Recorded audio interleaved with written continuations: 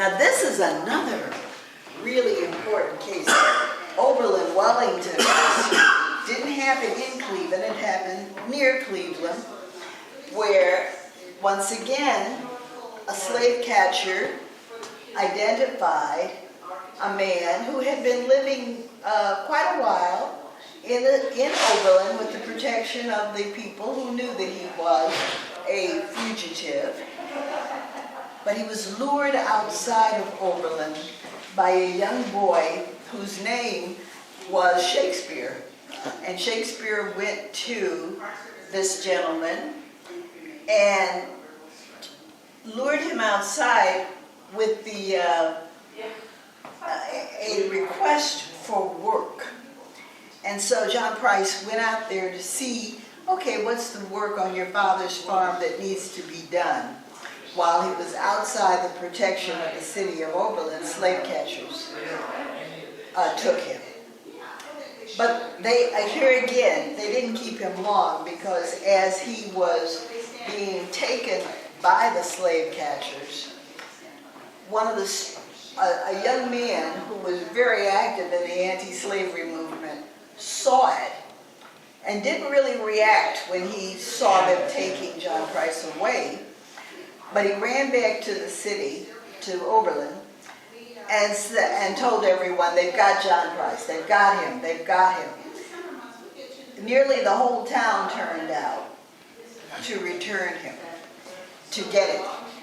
And they did. They, about 600 people surrounded where he was being held, including James Fairchild, the future president of Oberlin University. And so they were able to take him away. He was being held by coming up from the back of the house, putting him in a wagon, and a man named Samuel Bush took him out to the lake, and he got away. He got away. Across the lake? Or? Yes, okay. He got away. And so but here you've got all these people now who have broken the law. And they were tried. About 30 people were tried after being held for months, because they really didn't know what to do. Who should we prosecute here? Should we prosecute Bushnell, the man who took him in the wagon, or should we prosecute the men who were negotiating in the front and letting them work it in the back? So they prosecuted they held 30.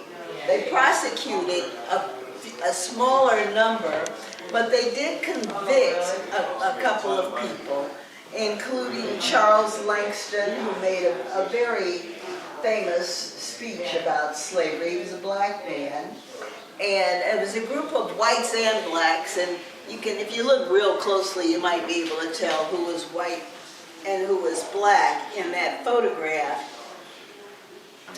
But he did get away.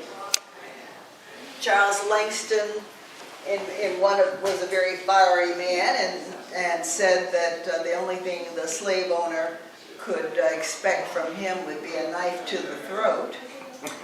And so they did serve very short sentences, because again, this area was sympathetic to the idea of the anti-slavery movement. Charles Langston happened to be one of the forebears of Langston Hughes. So if you ever wonder where he got his prose from, you might look at some of the speech that Mr. Langston made at that case. Very famous. A whole community. Oberlin has that wonderful history.